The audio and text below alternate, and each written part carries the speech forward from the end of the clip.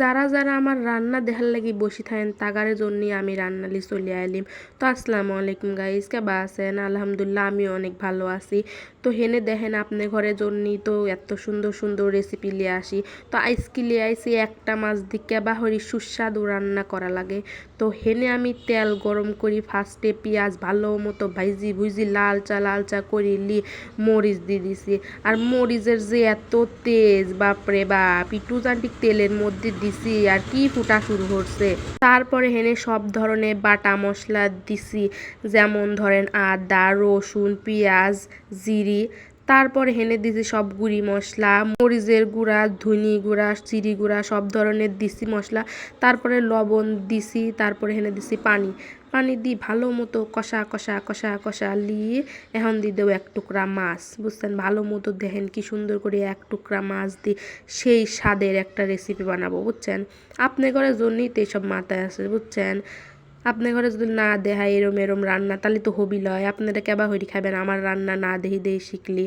তারপরে হেন একটু আলু দিয়ে দিছি। আমার কাছে আবার আলু দিয়ে তরকারিতে দেই না কে, সেই তরকারি আমার কাছে আবার সেই স্বাদ লাগে।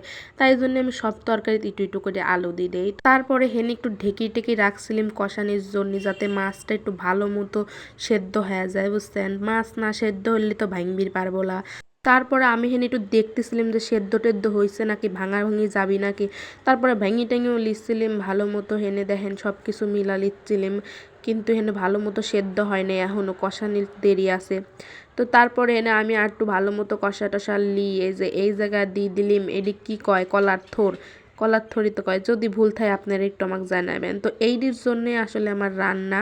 তো কলার থর রান্না করবি আইছিলাম আর কি। তো এরমভাবে রান্না হলাম, যাই কন আর তাই কন, এবাহরি রান্না করলে যা স্বাদ লাগে রে বাবা। যদি একটু তেল আরও বেশি হয় তাহলে তো আরও স্বাদ। সত্যি কথা, সেই ভালো লাগছিল। আমার কাছে না লাগলেও আমার বাপ মায়ের কাছে কিন্তু সেই ভালো লাগছিল। আমার কাছে লাগে নাই তা করছি না, মানে নিজের প্রশংসা করা লাগে না আর কি। এটি তো কয়েই আইছি, কয়বার কব কন। যাই হোক, এখন আমার রান্না প্রায় শেষের দিক, শেষ হয়ে গেছে, এখন খালি তুলি লিয়া লাগবি।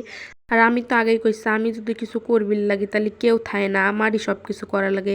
তারপরে এনে খায়া দেখলাম সেই স্বাদ হয়েছে, সবাই সেই প্রশংসা করলো। তো আসসালামু আলাইকুম, আজকের জন্য গেলিম।